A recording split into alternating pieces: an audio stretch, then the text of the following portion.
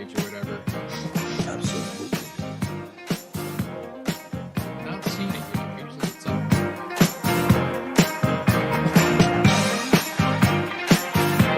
Not seen it. Oh, I got it. And now for my next number, I'd like to return to the classics.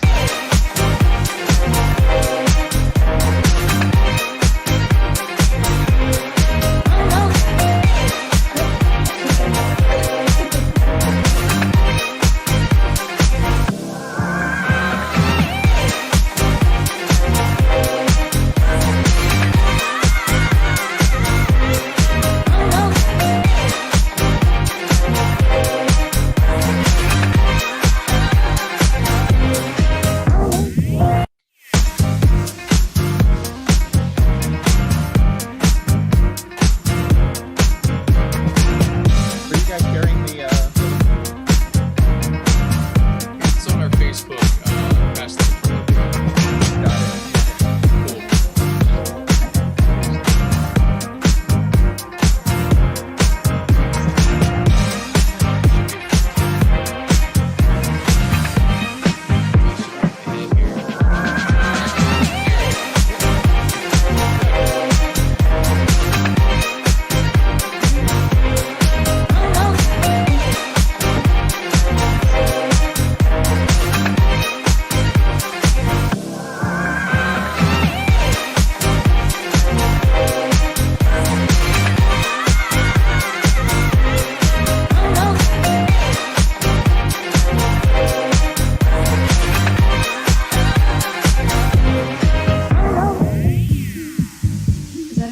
There it is. Okay. All right. I got it.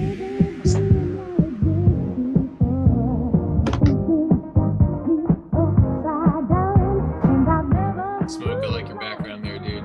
I figured you did. That's cool. That's so cool. Attention. You are now tuned in to Hey, Pass where the was you Controller. wearing today? Game roll. Round table, show me your moves. How these moves get good and get in the groove. Gears of war like Sonic hopping the tuck.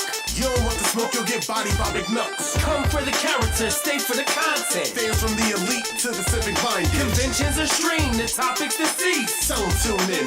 Peace and hair grease. Let's go, baby. Peace and hair grease. Pass that, pass that, pass that, pass the controller.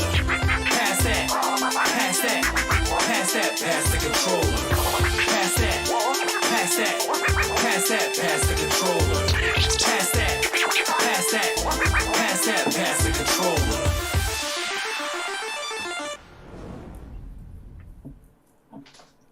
What is up? What is going on, ladies and gentlemen? You know we are back again. I know you miss us like a classic Nintendo game. I know we're back. I know you miss us. Listen. We're not going to do this long drawn episode. Listen, we're going to get right into nitty gritty. You know what this is. This is Pass the Controller, and we have a huge crew with us tonight. I'm not going to go any further with my long drawn out intro, my jokes, because I know Civ is looking for my jokes and all that. Listen, I know it's too late. Listen, Civ, you got to let me work, man. You got to let me work, man. Come on, man.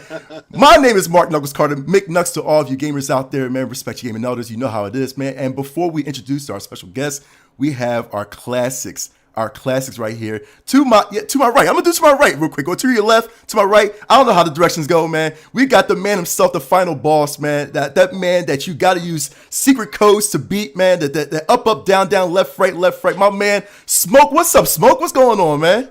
It is the Godfather cosplay. I'm doing good. I'm hanging in there. I am the Godfather, the one and only, in my backdrop, in the front, in the back. I'm all around, everywhere, under and the side, everywhere you can imagine. I'm in the rice paddy, up above, in the center. In the rice paddy? Everywhere. Look, I'm anywhere and everywhere. Just coming back off of a COVID.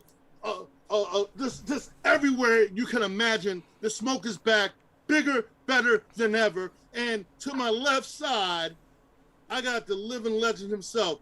He's bald. He's beautiful. He's wearing his yellow PTC all over the place. Look like a can of butter. He is the true hitman of video games. I give you the one and only Civic Minded. What's going on, brother? What's going on? I'm Brian. Start the show. Exactly, man. Hey, here with my my mini me. Oh, dude, There. what? Come on, man. You know we gotta talk about that. Yeah. I got even one better. I got all three of you all in the back of me. How about that? I know, man. I know. And you know what? We showcasing the whole thing without talking to our special guests, man. The ones that actually, first, real quick, the ones that created our fabulous faces on those Funko Pops, man. That I cannot. I show my parents this, man, and my parents says, "Hey, listen, I want one, man, but I want one for free." I said, "I don't know if I can give you one for free." But listen, we gotta talk to our guests, man. Our first guest is the Mini Jini Customs themselves, man. We got Jen and Chris. Welcome to the show. Thank you for coming on. Thank you. I mean, like, listen, for everybody that doesn't know you, tell them about yourself. I'm a freelance artist. The end. I'm just kidding. No. I love what I'm doing. I'm just I don't know, when unfortunately COVID happened, wasn't working, got to put my art into full effect there. That was the positive, the negative, and started making these little guys, and apparently everyone loves them. So that makes me really happy. So I get to take everyone's beautiful faces and make them into some little pops. But yeah, Jen, we're based in North Carolina. This is Chris. I make the boxes when I'm on the weekends when I'm not working. I take her beautiful creations and put them into box form, make them look legit. Hopefully not too legit. Hopefully not too legit to quit. But yeah, Was it too legit? Too legit, exactly. Too legit to quit? And, oh my God! So I'm happy to have y'all here, and my Discord is buzzing. They're so happy to meet you too, and they say we want one of each. You know what I mean? So my Discord is popping right now. Listen, but thank you. Welcome to the show. Like seriously, I'm glad to have both y'all here, and our last but not least, well, he's the last guest, yeah, for sure, man. My man, he's the video game author. He is the voice actor himself. My man is smooth as I don't know what. Look with the chain and the. Listen, first of all, Civ got his book up, man. We're gonna talk about that a little more. Multiple books. Oh my goodness. Multiple books. Oh my goodness, man. We gotta talk about this. Listen. I mean, the theme of tonight's show is game preservation, game archiving, curating. And I think a major contributor to that, an important piece that I think we oftentimes forget is memorializing and archiving those video game stories. This guy does that like no other game author that we've ever had on the show. Nobody I've ever seen. He talks to the unsung heroes, some of the more popular, some of the less popular, some of the otherwise lost stories of video game creation, video game development. It's amazing stuff. I think I have all of your books thus far. It's 4, correct? 4 books. Okay, with a 5th one on the way. So yeah, we're pumped up. 7th. That's insane. See, that is insane, ladies and gentlemen. We got Patrick Hickey Jr. What's up, Pat? How you been, man? What's up, guys? Happy to be here. Yeah, thanks for being on the super show. hyped to be here, and especially with this company. Oh my God, everyone's awesome here. Yeah, right. We definitely have to talk. There definitely needs to be a Patrick Hickey Jr. Funko. So hey, yo, I want one. Point. I want one. Like right. We'll make it happen. Absolutely. Well, again, welcome you. Like I said, this is going to be a full show. We're going to talk nitty gritty, man. We're going to talk about a lot of just pretty much the love of video games and you know what makes us geeks in general. You know, as far as video game geeks. So let's get this started because first of all, we always start off, and we haven't done this in a while, with what we have been playing. Now, before we get to Mini Jini Customs and Pat, I gotta talk about this one game that I feel like this should be on everybody's shelves. And right now, I believe it's available for the Switch as well as Steam. I'm gonna tell you, ladies and gentlemen, you got to get this game because this game is so freaking awesome. I'm talking about first of all, I'm talking about It Takes Two. Now, I don't know if you guys have ever played It Takes Two. This is what I say. This is a game that I would say it equivalates to, I don't even know if that's a word. It equivalates to basically marriage counseling help game. You know, that's what it is. It Takes Two is so much fun in a sense where it's like you have to play co-op. You have to play co-op. It doesn't work without a partner, you know, for sure. So I can imagine like it's like you would grab your buddy, you grab your girlfriend, you grab your boyfriend or your significant other, whoever, and this game actually makes you love each other, you know? So it's what it is. I'm gonna tell you right now real quick because I'm playing with I'm playing on stream with the real life Peter Griffin, Robert Rancisi, for everybody that knows. Listen, I love him. I love him to death, man. And this, I love you too. listen, and this game has actually solidified our love for each other, man, because we get to work together. We get to, it's like, man, you know, we get to experience the story. I'll tell you right now, the story is actually really good because, all right, so real quick, for those that know, the story is about, you know, a couple that is going through, like, you know, marriage, I guess, you know, basic challenges, you know. They're on the brink of divorce, you know. And so that's what this game is all about. This game, they were changed into these little puppet characters. How? I'm not going to spoil it for you, but you got to go through the whole story, solving problems and fixing it together, you know. And I feel like a lot of psychiatrists, you know, marriage counselors are probably applauding this game because of the way it's played. I listen, just the way it's formed is beautiful. I love this game to death, man. For me, this was a 10-10 to me. I loved it. It's for the Switch. It's for Steam. I believe it's for every console. I'm not sure, but I could recommend you guys to go ahead and grab this game right now. If you haven't played it, please play it. I mean, it's so much fun. Even play with the kids. I know the kids gonna love it too, man. Just for the quirks and the antics, man. It's just so much fun. So it's for everybody. It's definitely for everybody. Go ahead and get It Takes Two, man. It's wonderful. And shout out to real life Peter Griffin for being my second buddy. You know what I mean, to play it, man. Because I'm usually lonely when it comes to like co-op games and all that too. Even though I got Civic and Smoke, but they don't play with me enough, man. So it's like, hey, man, let's play. I love y'all guys, man. But listen, that's the game right there. You got to go ahead and get It Takes Two. It's amazing. Come out and Predator. Oh my God. Mutant Turtles, we'll talk. Absolutely. So that's my game that I've been playing. Like I said, you guys will love it. Civic, what you been playing these days, man? All right, I had to go back in time a little bit because recently, you know, Sony said that, you know, they're going to probably start to look to maybe decommission some of the online services for some of their older systems. So like the PS3, the Vita, the PSP. So I literally last weekend I went through every PS3 game I had and I manually checked for updates to make sure I'm, you know, current. So if or when they turn that whole thing off, I'll be good. And as I was going through my collection, I said, oh man, there's a game here I never got around to completing. So I figured, you know, now's kind of the perfect time. So going back to 2012, Asura's Wrath. This game is crazy. Tell us about it, man. It's completely insane. I mean, by now, probably everybody's at least heard of it, but I mean, it's such a different type of game. I almost had a hard time categorizing it because, I mean, technically it's an action game. Got some fighting elements, got some beat 'em up elements, but more or less, it's like almost a combination between Street Fighter and God of War. You're this character who's like a demigod who, and listen, I'm going to do a horrible job of summarizing the story because the story is all over the place, but essentially you're tasked with seeking revenge on 7 different gods who, you know, they tricked your daughter into casting some magical powers and blah blah blah, but who cares? Okay, basically the game, it's a lot like a lot of these over the top anime cartoons you see, like just the whole layout of it. It's semi episodic within the game itself.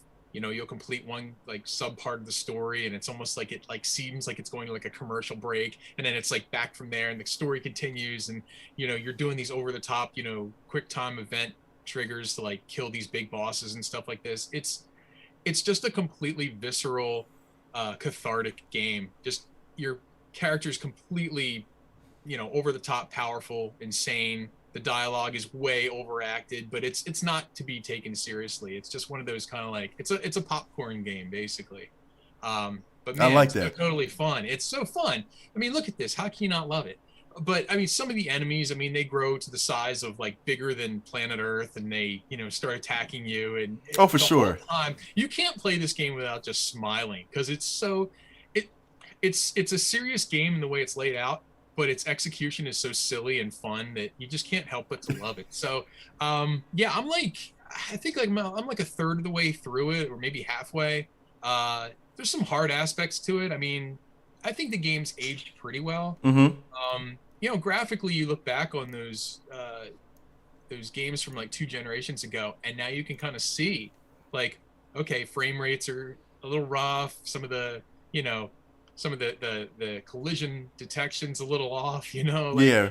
There's a lot more polish in more modern games, so you kind of have to judge it on a curve a little bit, but man, it's so fun. I'm really surprised Capcom never did much more with that IP. I know that they had some crossover DLC that featured some Street Fighter characters. I have that DLC, but haven't played it yet because I think you're supposed to play that when you're done. Mm-hmm. But dude, yeah, Asura's Wrath. It's so ridiculous. Nice.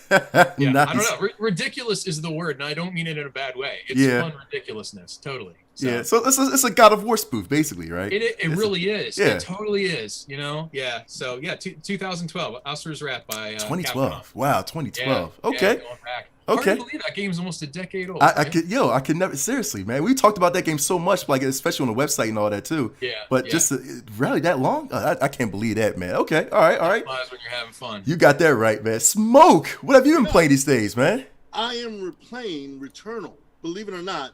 I can't wait to get that game. Okay, so let's talk about this game real quick. All right, Returnal. Returnal is a combination of, you got a little bit of Metroid, you got a little bit of horror elements, you got a little bit of everything. Hades, some compared to Hades, some compared to a little bit of everything. The cool thing about this game, while it is a very challenging game, and it has a lot of different elements, has that rogue element.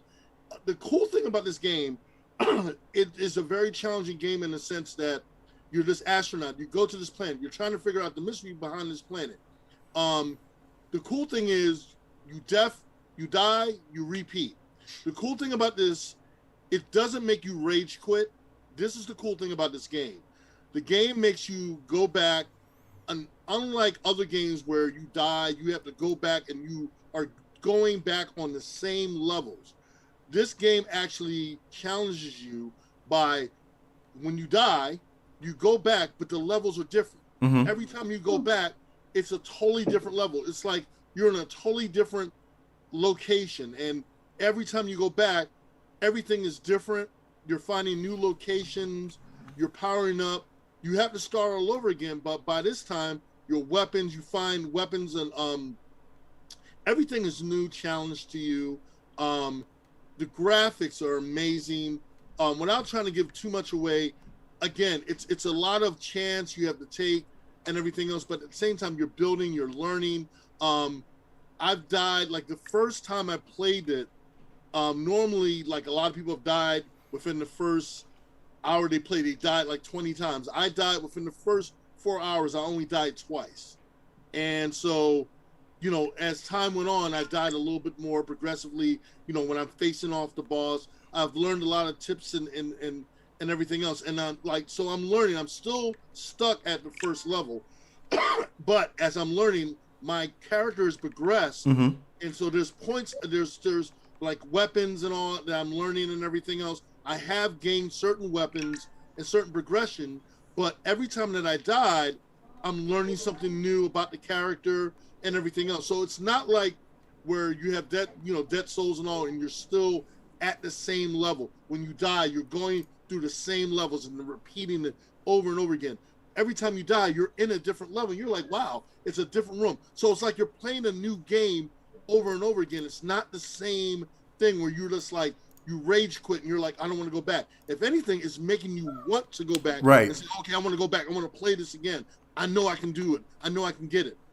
The one thing I will say is it worth $80? No. No. Not worth $80. Not any games were here. No, it's not worth $80. I mean, I was able to finagle it and not pay like the full $80. So, I was able to work that out. But is it worth $80? No. I would tell anyone, wait till the price goes down and get the game. Is it worth between $40 and $60? Yeah, your traditional price? Yes. But it's not $80. It's a great game, graphic-wise, gameplay-wise. You will get a bang for your buck, but not at $80. Now, something like Ghost of Tsushima, where they don't charge you for DLC, you're playing 40, 50 hours worth of gameplay and all. Yeah, a game like that, and you're getting good graphics and everything, and they're not charging you, and you're getting all this content and everything, and you're saving it, and you're able to play all these hours, something like that, yes, I can see you're paying $80. Or something like God of War, I can see you're playing something like $80. But a game like this, where you're like constantly going back, and you're, you know, this game is not for everyone. It's only for those kind of gamers that are willing to put in that work and put in that challenge and willing to put in the time. This game is not for everyone, but for someone like me, for gamers like us, it's definitely up there. It's It definitely should be noted too that that's a Housemarque game. Every Housemarque game that's ever been dropped for a Sony platform became free for Plus within its first 2 or 3 years of release. So give it time, that game's going to go free. Absolutely. Yeah. I'm calling it now. I mean, it's $70 MSRP now, but give it like 2 years and that's going to be a free Plus game. And I'll be waiting. Yeah, I think I'm going to wait. And it might be a lot sooner. And don't be surprised if within the next 6 months it is a price drop. Like maybe it might be a 20% off on the game. Don't be surprised. Do not be surprised. Look what happened with Control. Control went and dropped and within the next 6 months. So again, I'm not saying that the game is not a good game. It's a good game, but it's not worth paying out $80 for a game like that. But it's a good game. I'm not going to say it's not a good game. But I would say for those people that don't want to dish out and waste a whole bunch of money, you know, I would rather put in that money for a Resident Evil game and you're spending $60 on a Resident Evil 8 game and get a bang for your buck than paying $80 for a game that you're new to and you're going to be like not fulfilled because you're constantly dying and you're not used to a game like that. That's not something I would do to someone. You know, I would only give that to selective people that are Pacific gamers that like that kind of game, that like a road game like that. So that's my recommendation. Nice. So I give that game a fair 8. Fair I give 8. that game a score of 8. Okay, fair 8, but like you said, wait till the price drops or when it goes free. You know, okay, definitely. That's understandable because I'm definitely waiting too. Ain't no $80 coming out of my pocket. No, I love that game. I praised high, especially when I did my showcase, man, for the PS showcase and all that too. I was like, I can't wait to play this game. But $80, I can wait a little longer. I don't care, man. That's fine. And I mean this cold-heartedly. I would pay if they would have put out Ghost of Tsushima and said you got to pay $80, knowing what that game had and consist of and everything, knowing what that game had in it, I would pay $80 for absolutely for that game. Absolutely, because I know what that game is going to have. But versus a renewal, no. I mean, come on. Yeah, that's I hear you. Yeah, I hear you. Oh, like I said, wait till the game price drops. That's all I can say. Yes.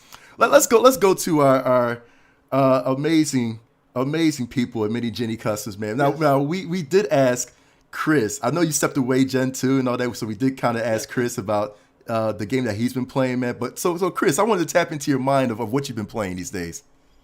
So I just finished a thorough finish of Assassin's Creed Valhalla. Nice. So yeah, I liked it a lot. Again, there's public perception and everyone has their own individual opinion about this game. I think it's also your experience. I played it on an Xbox Series X. I had very minimal graphical issues. I can list on one hand how many times I was upset about something, but it wasn't so upset that I couldn't keep playing the game. I would say the biggest drawback to this game, and it's been fixed now, was for a couple months, as far as the quick resume with Xbox Series X, this game would crash, and when it would crash, it would happen shortly after you open it, and then you would delete save files. So I put in probably 150 hours on this game, but I would have only really put in about 120 to 125 if my saves weren't deleted. Okay. And it was really shocking. Sometimes I would get on and I would drop significant hours and levels. That was the only thing about the game I truly hated. They fixed it I would say about a month or two ago. They did a pretty big patch. They keep being pretty consistent with patches and fixing a few things, which, now that I've finished it, some of the stuff they're doing, I'm like, well, shit, I wish they'd have done that a few months ago.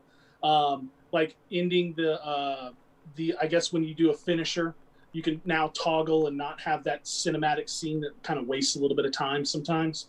Though it was enjoyable at times, sometimes it got in the way of the combat. I would say that I've played every Assassin's Creed. It was when the Origins came out and then Odyssey, it was different. At first I was kind of apprehensive. I did like the old formula. I loved Assassin's Creed 2. The other games still were, really good, but they kind of petered off a little bit as far as like with Brotherhood. Tower Defense being brought in, I think, kind of ruined it. And then Unity, when it first initially launched, on probably a console generation too early. Because I will say, side note, if you go and buy a hard disk copy of Unity now and play it on your Xbox Series X, it will be 60 frames per second, and there's literally no glitches. Really? Okay. I've actually been going back through Unity, and it's much more enjoyable. But I mean, Valhalla, the story's pretty good. It's, same old story, revenge. I do feel that, the antagonist, you fight a little bit too early in the story, so it kind of diminishes that whole revenge aspect that they kind of base the whole story on. And I will say, it's a little bit of a predictable story. Towards the end, there's a lot of things I hours and hours before they happen, I'd kind of already figured out. I'll say, anyone who hasn't played it, it's awesome. It's fun. The collectibles, they might look daunting, and the map might, look kind of intimidating. If you've played Assassin's Creed 1 and collected all the flags like me, this ain't shit. I feel you. I hear you. I collected like all those flags, and I think it was 400, and I killed all the Templars, and that took me forever. So this was kind of a walk in the park, and most Assassin's Creed games have been since then. Assassin's Creed 1 really taught me patience. But what I would say is, if you play this game, obviously you don't want to. I would not play it on anything below a PS5 or an Xbox Series X, to be honest, just because I had minimal glitches. It was nothing like Cyberpunk for me. This game was beautiful most of the time. I played on performance. That's the way you should play it.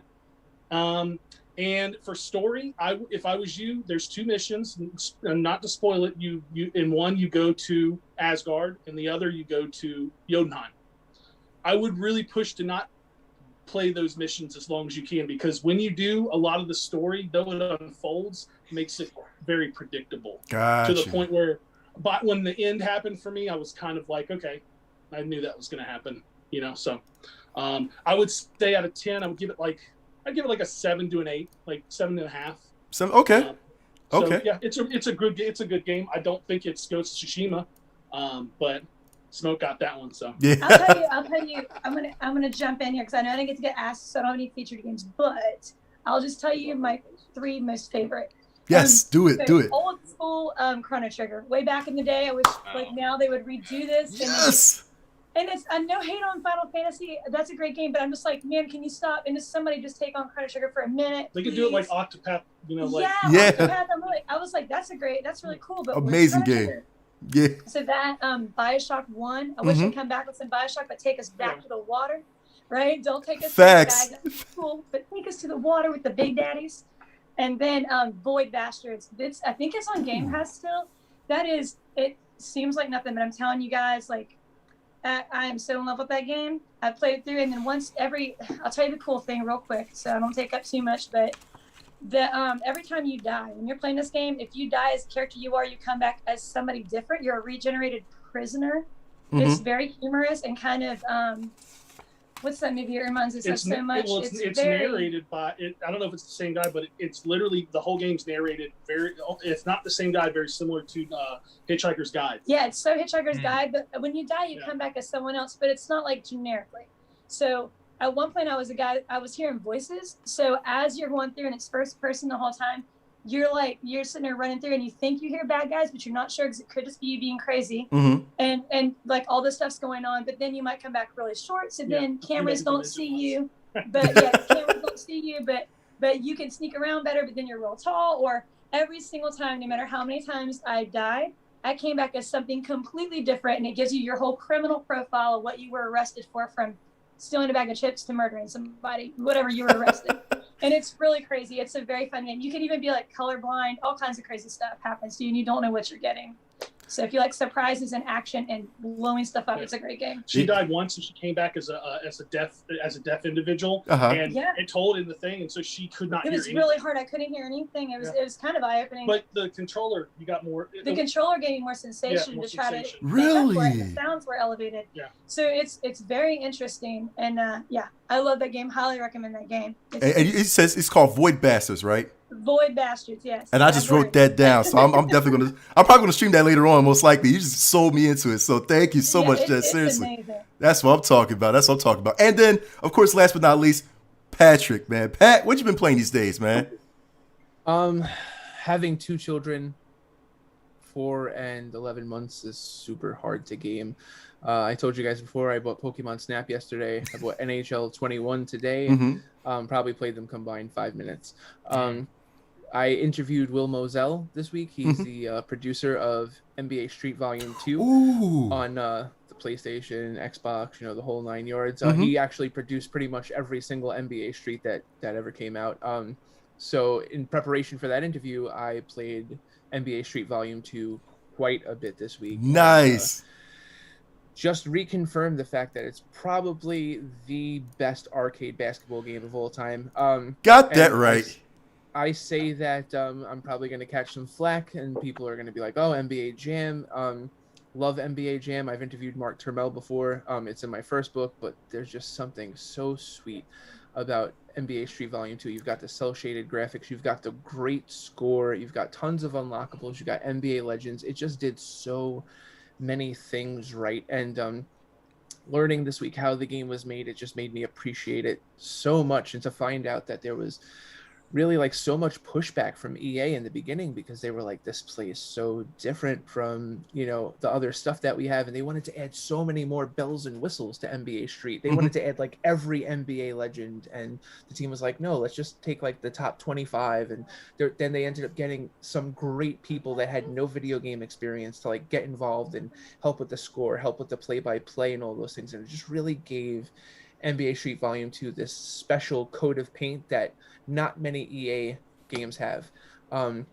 It's just such a fun game. And when you think about it, it's just within this constraint where it doesn't have all of the features of a basketball game, even for the PS2 era, but yet it's so much fun to play, and it's surprisingly deep. And most of all, it's a game that even if you don't like basketball, you'll find something to love here. So it's just still such a special game. It's so heartwarming to see to say that. It's because, first of all, this game was definitely part of my childhood, and this game was phenomenal when it first came out.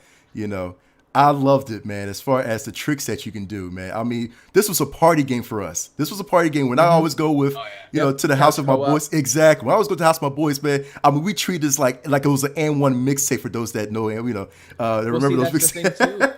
They were heavily, influenced by N1 and those Nike freestyle commercials and things like that. And a really cool side note that I found out that in the first NBA Street, the idea of the Game Breaker was inspired by Street Fighter. So they wanted to add something super sexy to make the game different, and they were like, Street Fighter has those awesome special moves, so we need to do something. So that was really fun interviewing him, and I asked him, about games like NBA Playgrounds that just take so much from NBA Street, and he was like, those games are cool, but we had our own recipe and no one touches our recipe. So I was kind of like, that's pretty cool. His one thing too was, he was like, wouldn't it be so cool if NBA Street Volume 2 was Xbox One backwards compatible? People would play it. He's like, we haven't put out a new NBA Street in quite some time, but if we made that game backwards compatible, guarantee you people would play it. So that's something that Will would definitely like to see happen. So being able to play it and then connect with him and hear the whole behind the scenes story, awesome. Oh my God, I wish I could hear that. Speaking of game preservation, that's another important aspect, is that backwards compatibility that, in recent years, I always considered it sort of just a nice feature until more recently, when now I'm realizing, damn, it's vital. It really is way more important than I ever thought it was. I just, we kind of took it for granted. I think a lot of us categorized it as just a nice to have add-on. But then when you talk about really classic games like that, they're starting to slide into that unplayability category through no fault of its own. It's not that it's not a great game. It's just becoming increasingly difficult to access. And in the digital age, that should not be the case. So it's good, for people such as yourself, bringing light to that, telling those stories, because that's just awesome to see. It's funny too, Brian, that you mentioned that, because I remember for my first book, I interviewed Rob Fulop, and he's one of the co-creators of Night Trap, and he also programmed Missile Command on Atari 2600. I mean, he's a legend. Which was your first book, by the way? I'm sorry to interrupt. What was The Minds Behind the Games? It's the first one. It's That's it's right. just The Okay, Minds Behind the Games. Yeah, making sure. yeah, Visual aid. awesome. You're awesome. He's so awesome. But he said during the interview, Rob Fulop said something so interesting that never really got to me. And he said, when I'm with my children, we could watch Wizard of Oz, and we could watch it the same exact way that I watched, even though it's on DVD instead of VHS. The film hasn't changed, and there may be special features and things like that, but the core film has not changed. There's no Zack Snyder cut of Wizard of Oz. He's Not like, yet. yeah, not yet. Don't tell him that. I hope he didn't hear that. Dorothy will look like Pam Anderson and stuff like that. But but in order Imagine all the to slow-mo. play, yeah, right. Oh my God. Now I got the Baywatch theme in my head. In order to play Missile Command or like Night Trap in the original way, I mean, you have to do so much to like your LCD TV for it to happen. And now, considering that we live in a patch culture with games, it's almost like philosophy. You never step into the same lake the same exact way. The version of It Takes Two that you're playing today could be completely different from the version of It Takes Two you're playing tomorrow. True. And for that reason, we need to speak to developers. We need to find out what their original visions were and how the publishers changed it and what the game could have been, what the game should have been. All of those things are important, but the video game companies out there, they want their brand to be the most important thing. So they don't want you to know the names of programmers and executive producers and stuff. It's like, if I ask any of you guys who wrote Romeo and Juliet, it's like super easy. Who directed The Godfather? Super easy. If I ask you who created Grand Theft Auto, most of you will say Rockstar. Rockstar is the company that published the game. Right. They're not the people that came up with the idea. It was a traffic simulator when it first started off, and then it just became something completely different. We don't know these stories, and then we go on Wikipedia and we find out certain things, and we go on Reddit and we find out other things, but we never get the full story. And so many of these developers, they're so super humble, and they don't want to go out and share their story. But I feel like if you know what inspired the game, it'll make you appreciate a good game so much more. And then a game that's not so good, you'll at least understand where the developer's coming from, and you might grow a huge appreciation for a game that you never even wanted to play before. So that's kind of like what I try and do in all of my books. I like that, Pat. We're going to get more into, especially your mind as well, man, because I mean, seriously, there's so much more we can actually ask you. And honestly, but before we do that, I want to go back to Mini Jini, because I know for sure, and we only have him for like a few minutes left as well. And real quick, because I know that you guys are also, again, like I said, you also have a little dabble in the video game community with your work as well. I just want to ask you real quick, like how did you start, your craft? Like, how did you, first of all, how did it begin? Is what I want to say.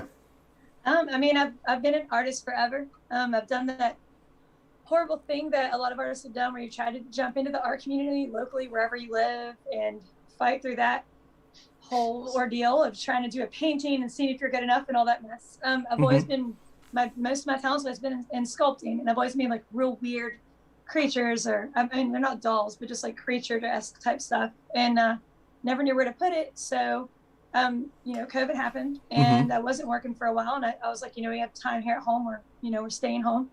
And Chris here, he was like, hey, do you think you could make me, a He-Man version of, who was it you wanted me to do first? Was it? Anti-Eternia. Anti-Eternia, yeah. He was like, can you make me a little Anti-Eternia? And I was like, yeah, sure, why not? So I did a repaint on it and all. It was really fun. He's like, this is cool, let's make something else. And then we ended up making Demetrius's He-Man, just because he had seen him and I had seen him. I was like, this is the coolest He-Man ever. I'm going to make this dude. So he did. And shot him a message of it randomly, because I was like, this guy's not even going to see this message, but if he does, maybe he'll be like, that's pretty neat. And so, but he loved it, and then everybody else loved it. I didn't expect that. It was really cool. And it started out as just something for me to do with him, because we both like He-Man a lot, and just to make versions of them that aren't out. And then I started getting requests from people and just started going crazy with it. And now I love it, because I get to actually do what I like to do and sculpt and make something that makes somebody really happy.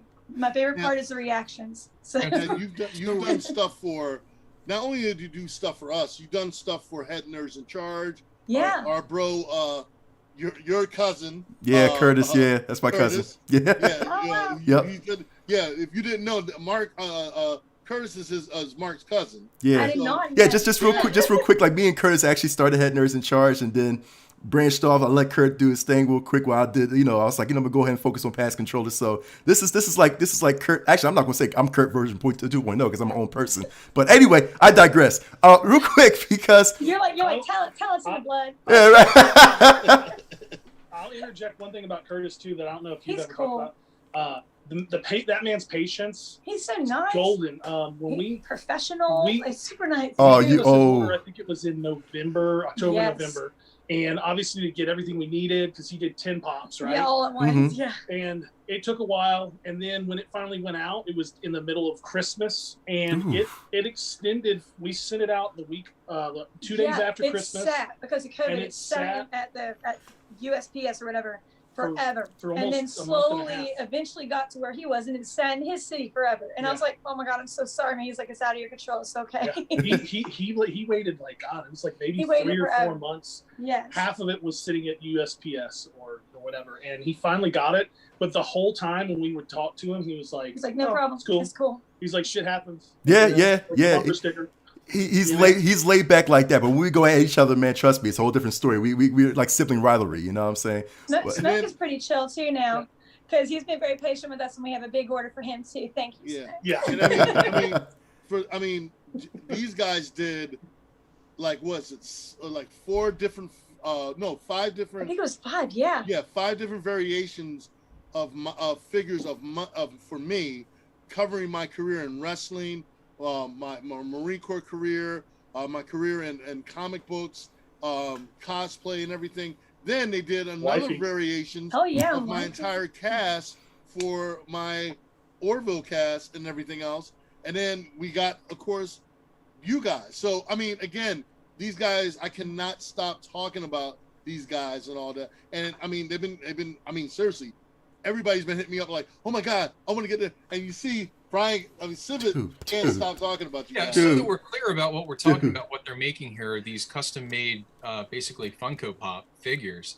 And prior to tonight's conversation, I've never had any contact. I don't think I've ever met either of you. And the exposure I had to your work was through what Smoke had ordered.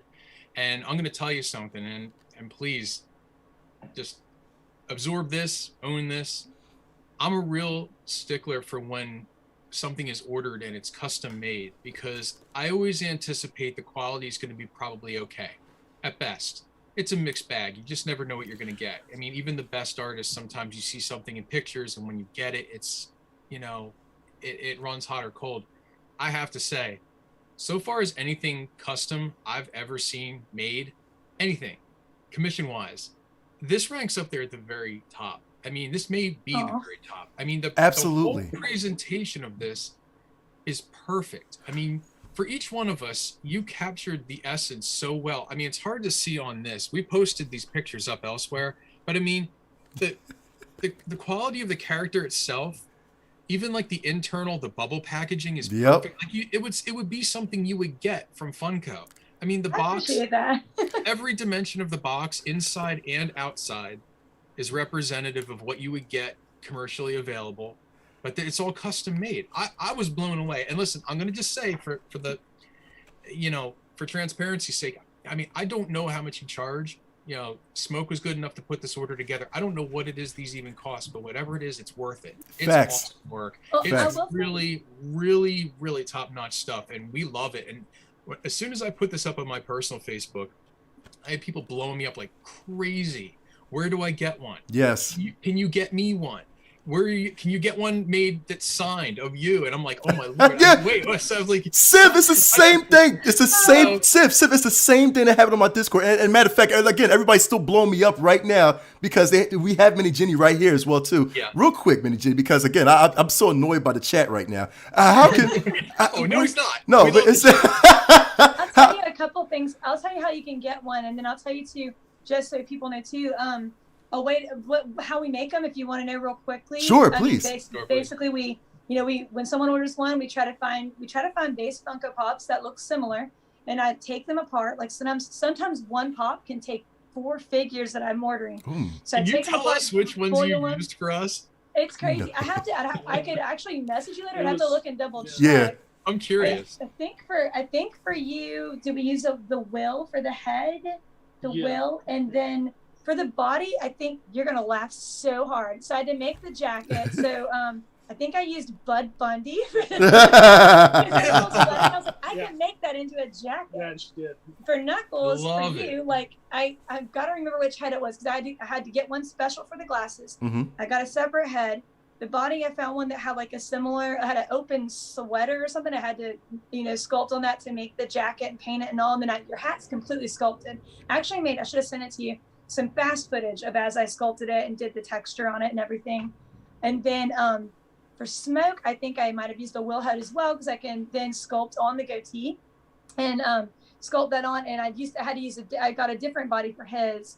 Was his Marty McFly? Yeah. Yours was Marty McFly's body. Yeah, Marty McFly. And then we also bought 2. And we had to buy baseball players so I can boil the hats off, sand them down.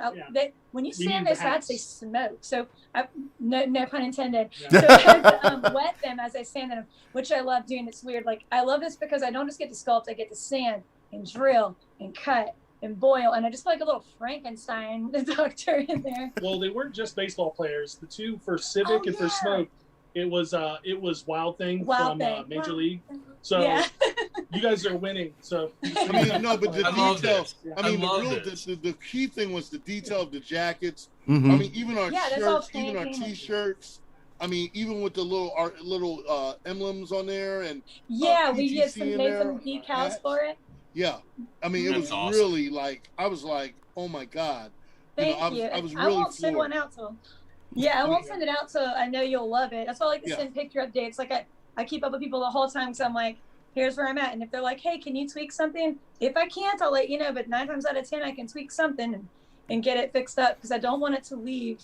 I think it comes from in the past being a retail manager for so long. I'm like, it must be perfect for you. And this is a joint effort, right? Because you do the sculpting, and then Chris does the boxes. So I do the box. I do the full box, and I do the insert that goes in the back behind it. That's awesome. I would say the one thing that people have to remember is like when we do even one pop, she might use 2 or 3. If not even, we've done 4 on 1. We had to do 4 pops because just the things we needed were too complex for her to try to shape. I like I'd shape them, but then it might not. The main thing is like even if I can shape it, it might be too heavy to be like a pop, where it might take away from that Funko feeling of it. So then we have to buy multiple pops, shipping, the box, printing it, and then also just the time that we take to make it. We cut the boxes ourselves too at home. We cut them and score them and glue them. Yeah. And I would say just the time. She does the pops through the week. I work, and then usually Saturdays and Sundays is when I sit down and design all the boxes. And and I have to wait for her too, because by the time it hits Saturday, she's got 4 pops, and we take pictures. We use that as the character model, and then that's when I build everything around it. And most of the time, and I'm just like with the pops, that's all her. She does it. I don't really give her any input. Same thing with the boxes. She kind of does her thing, gives me that, and I do my thing. And I don't pre-plan the pops or anything, and I don't do any molds, or we don't have a 3D printer. No. So I just go at them. I'm like, what do you want? Cool. I think this will all work, and I'm going to just go at it. So I just go at them and make them. But that's another thing I let people know too. I can make like several of the same one. If you held them all up, you'd be like, they look identical. You might look closely and see like if someone's got polka dots, somebody might have a polka dot where someone didn't have a polka dot. You can mass produce them. I did, like for Head Nerds Curtis, we did 10. I did 10, and I just made them all at the same time. Now it's like a little army of Curtises. And I know with Demetrius, at one point when she had a lot. I had like 18 of them at one point way back, or 10. I can't remember. It was a lot. I took a big picture of all of them outside as I was spraying. It was like a little miniature army of them on my. So how do we find you if we were interested in placing an order? How would somebody go about finding you? We're on Instagram and then Facebook too. We used to do an Etsy shop, but we stopped because Etsy's just the devil. Yeah. So we do Instagram and Facebook. but yeah, just message us, and then we're gonna send you a big old copy paste of, hey, send me all this info. Let me, we're gonna need pictures, tons of pictures, because the more pictures I have, the more perfect it is. If you send me one picture of you, I'm not gonna know what the back of your costume looks like or anything. Dude, Mini listen. Jini, if you can see that there. Yeah, Mini Jini. There we go. MINIJINI Yeah. Customs. Yep. So Underscore Customs. So Facebook and Instagram. First of all, like I said, and chat, because I know chat's. This is the reason why, just all the work, and they explained it as well too. All the work they've done, man, is worth the price. Yeah. Seriously, worth the price. I own over 10 figures. I should know. Yeah. Yeah. And I could put like a price variance out there for people if they want to know, because I know they typically started. They can be as low as like about 100. They can go up more. And the only time it gets like over like 175 or something is if it's super complex, or if they're getting more than one, obviously, or like a scene, like when I did the Hobgoblin versus Green Goblin scene. That's going to be more, because I'm also making bases, or if you want a diorama type thing with it, it's going to be more. She's working on now custom, and yeah, it is over 200, but it's also a 10-inch. It's a 10-inch Apocalypse from the X-Men with a base. He's going to be on a stand. So it's with the really base, cool. it's going to be really cool. Yeah, that's all we'll say. No details given at all, because he may not even want me to mention this magnificent. The idea is really cool. I actually love the idea. You're both very talented. It's absolutely, really cool. absolutely. And for everybody, if you're like a content creator, an up and coming brand, you know what I mean? Like, this was perfect for me, because it's like, listen, I can show my Twitch chat, man. Like, dude, you can get this if you want to. Like, just go over there. And everybody was hype. And then when I unveiled it during Tomb Raider, and the whole chat just blew up. It was like, oh my God, dude, I want it. Like, yo. Patrick's affiliated with an independent comic book that I think would be perfect made into one of these, because the whole time, like, the art style, dude, you could see. I'm just trying to, like, I did one here. for someone's comic in there. I have a picture of one in there, and the guy ordered it. He makes an independent comic, and he wanted his character made into one. It was pretty cool. Nice. It's really fun. That's awesome. Listen, I know we gotta let you go, but Jen, Chris, thank you so much again. I'm still geeking out. It's been like a couple weeks now. Smoke, dude, it's been. I'm still geeking out. I'm looking at this thing. I'm like, I cannot believe it. As soon as I got them in the mail, and I said, guys, I got the figures. Mark pulled up in front of me. Yo, I'm coming right from work. And he was like, all of a sudden, within 5 minutes, I heard knock on my door, and I'm like, God darn it, he got there real quick. Yeah. Here you go, man. I'm here. I'm like, what the? Yeah. So chat again, please, if you want to. Either order your own or order one of us. I recommend you order me, but definitely sign the box. We will sign the box. We will sign it. We'll definitely sign it, but definitely go to Mini Jini Customs on Instagram, on Facebook. Are y'all on Twitter as well too? Just wanted to make sure. We're not on Twitter yet, but I'm dabbling with TikTok. I've been on TikTok before, but I just post up on there some of the ads I do and stuff. But I'm not on Twitter yet. I've been thinking about it because everybody's been asking me if I'm on Twitter. So I'm like, maybe we should do a Twitter. But yeah, thank you guys too, because y'all have been amazing. And I'll say, to me, I appreciate all the praise on the work so much. I know we both do very much. But we're also just really honored that people reach out to us and want us to make these and are enjoying them like they are. So thanks to everybody who's ordered one and who's interested, because it makes me really happy. It's something I love doing. So. And we'll post your information up on our site. Absolutely, so yeah. People know where you're at. I appreciate that. Absolutely, and Jen and Chris, I'm gonna definitely order one more, probably like a Twitch version as well too. So I will get to you soon enough. But thank you. Do like a chase version, Yeah.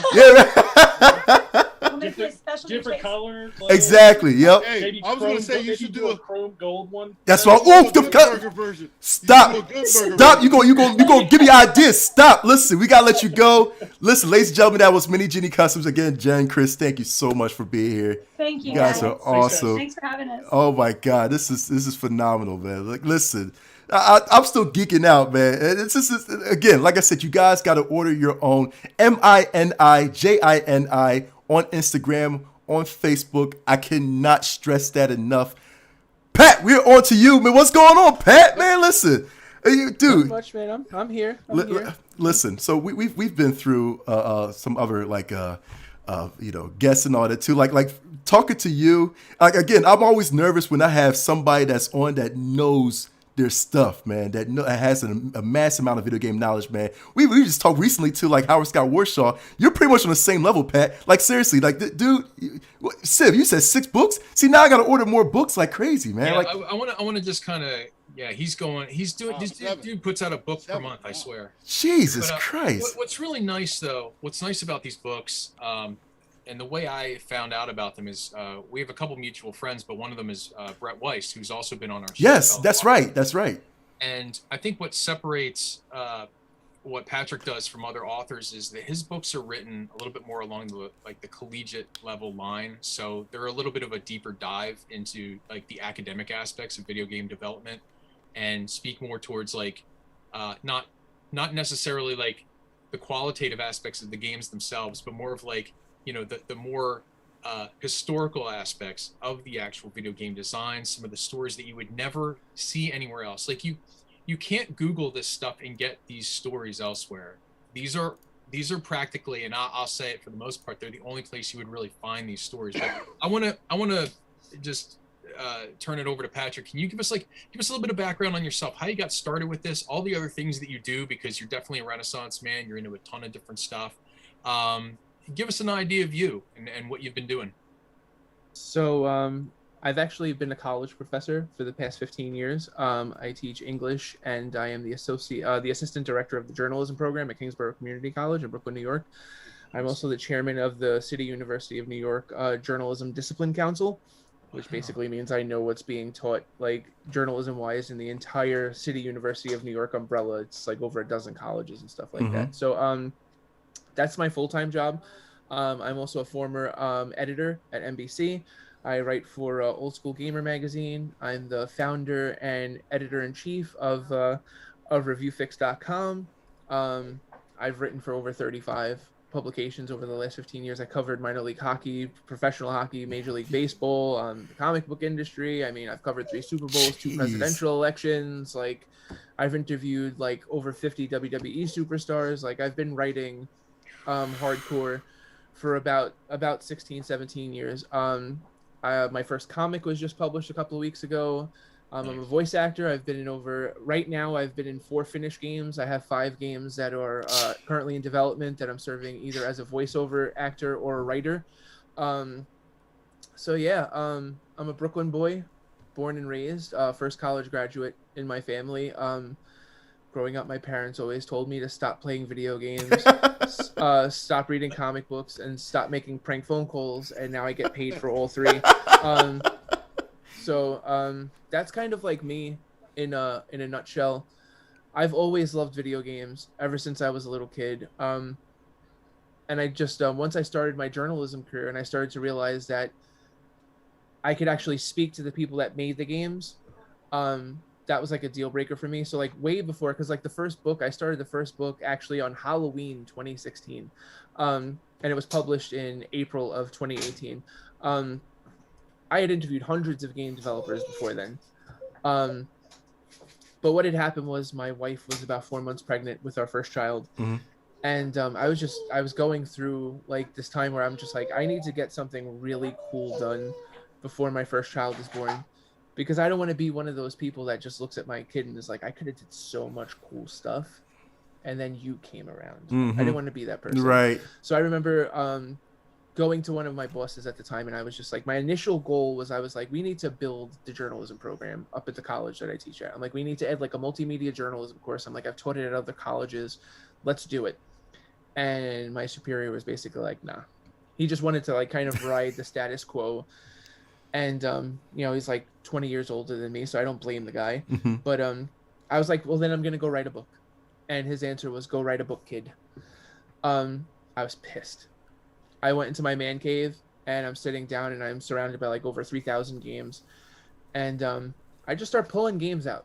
So like Mutant League Football, Wonder Boy and Monster World, Toe Jam and Earl, Desert Strike, King's Bounty, all these games. And I'm just like, I know the people that made these games. I know their names.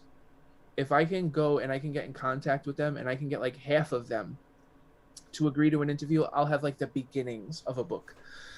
So the next night I pitched all 6 of those developers, and within a week they all responded yes. So I'm like, okay, wow. So now we're like Yeah, it was nuts. It was like so serendipitous. So like now we're in the first week of November. So by like Thanksgiving, I have all 6 chapters done, and it's after Thanksgiving dinner, and my wife is sleeping. She's pregnant. You know, we just had turkey. So I got the computer on my lap. So I'm just like, you know what? I'm gonna start pitching publishers. And one of the publishers I pitched was McFarlane. And so I pitched them on Thanksgiving Day, and 3 days later they got back to me and they're like, "Let's do business together." And that was 6 books ago, and it's been great. I get to speak to people that have influenced millions, and we're friends on Facebook, and they message me on my birthday, and they comment on my photos, and they're incredibly inspirational people. They're incredibly hardworking. It's like you guys had Howard Scott on on your show, and I've interviewed him for all 3 of his releases on the Atari 2600. Nice. And I mean, I remember talking to him in my kitchen right here, at like 11 o'clock at night, because that was the only time that he could talk because of like California and the time difference and stuff like that. And he was just amazing. And then when I went to like my next book, The Minds Behind the Adventure Games, I was like, well, I've already spoken to you for E.T. and Yars, so let's talk Raiders of the Lost Ark, you know? And he was like, okay. And then it's so funny, when I got to The Minds Behind Sports Games, little known, I'm sorry, Brian, I'm driving you crazy. No, it's cool. I'm just showing off the merch. He's awesome. Little known fact is I like to have, in every book that I possibly can, where it's applicable, I like to have a Rockstar game in there. Right. To me, that's like, I got to have at least one Rockstar game in every book. And I do, except for the Sega Genesis book that's coming out, because Rockstar didn't exist. Right. So for the sports book, a bunch of my friends are like, what Rockstar game are you going to get in? And I'm like, dude, Rockstar Table Tennis is... Oh my God. You know, so I ended up interviewing the developer of and the creator of Rockstar Table Tennis, Benjamin Johnson, and he told me the person that interviewed him at 3DO was Howard Scott Warshaw. Wow. Right. That's right. And it's just like, there's just so much interconnectivity. Really? It's nuts. It's like I interviewed Will Moselle from NBA Street the other day, and it's just like he's name dropping, and I'm like, I've interviewed him. So it's been so much fun over the past 5 years, doing all of this. So it's like I have 4 books out now. 2 more are coming out. One, The Minds Behind Sega Genesis games, is coming out this holiday season. The Minds Behind the PlayStation games is finished. That's going to come out next spring, and I'm currently a little bit more than halfway through the Minds Behind the PS2 games. So after that, I don't know what's going to happen, because like my comic is taking up a ton of my time, but I definitely will still continue the series. It's just now I kind of have to. I did the Minds Behind the games, Minds Behind the Adventure games, Minds Behind the sports games, Minds Behind the shooter games, Minds Behind the Genesis games, and then PS1 and PS2. So it's kind of like, do I do Minds Behind the indie games? Okay, no wait. If you're seriously asking, if you're really asking, here's what we need. We need a good TurboGrafx 16 book. Can we please? Can somebody? I would kickstart the living hell out of that. You talk about a phenomenal console that just never gets the stories behind some of those games. The ones that I've heard are phenomenal. There's a wealth. There's a treasure trove of stories there. I'd love to hear them. For the record, I think the TurboGrafx 16 had the sexiest box art of like any, like the, like still to this day, because like if you guys go on my Instagram, I post box art all day. I love box art. I love comic book covers. I love like the aesthetics and stuff like that. And TurboGrafx 16 is amazing. The one thing that I have to say is Japanese video game developers do not make it easy. It's harder. They are so ridiculously humble. Like, you're like, can I speak to you? You made a game that sold 15 million copies. I was just doing my job. I don't have anything to say, really. And I'm like, oh my God. So I have Metroid Prime in the Minds Behind the Shooter games. And that worked out good because that was Retro Studios that did that. So that's a North American game company that did, a Nintendo game. But I love Pokemon. I've always loved Pokemon.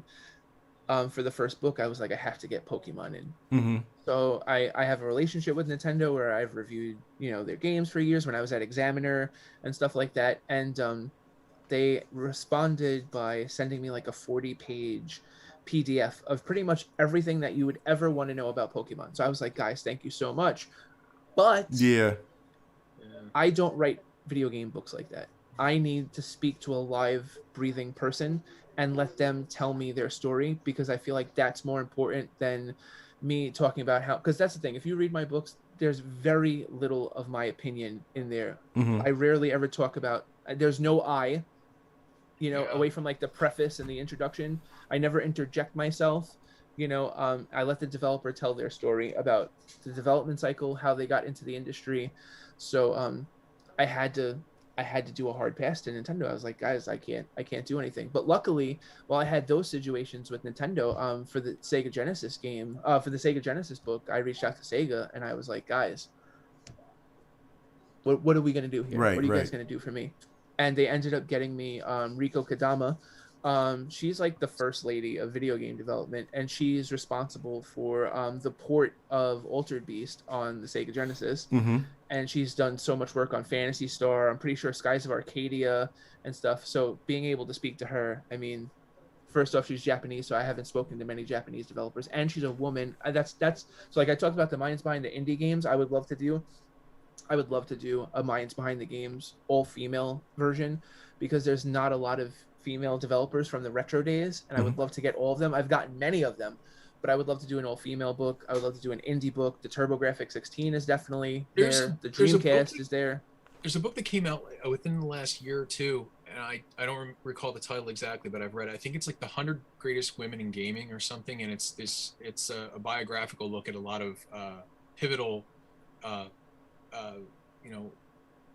female either designers or gamers or influencers or whatever, but it's more about like the unsung women in gaming, and they range from everything. And I mean, if you ever look at, like, I would have loved for that to be like more of an interview book, but like it's just the names are incredible, and you're like, wow, again, just this collection of great stories. But yeah, that would be something to do too. Hey, I have to ask you, who came up with your logo for your book? Because it's like, it's cool. I see it now everywhere, and it's like the brain with the thing. Who did that for you? Did you do it? No, McFarlane did it, but what ended up happening was the original design. I'm sorry if my son's crying in the background. No, you're good. Be good. You're good. They originally designed it, and it was like a microchip in the middle. And I was like, guys, put a controller. And they're like, what controller? And like my initial decision, I was like, Atari 2600. Has to be. Yeah, and so then we were off and running. When the first book came out, I had like 200 shirts made, so there's like 200 people out there with shirts and stuff, and I might get back to that again. But now it's changing, because the Genesis book has the Genesis controller, and the PlayStation one will have the PlayStation in there and stuff like that. But yeah, McFarlane did that. They've done a really good job in terms of, the book is in over 100 colleges.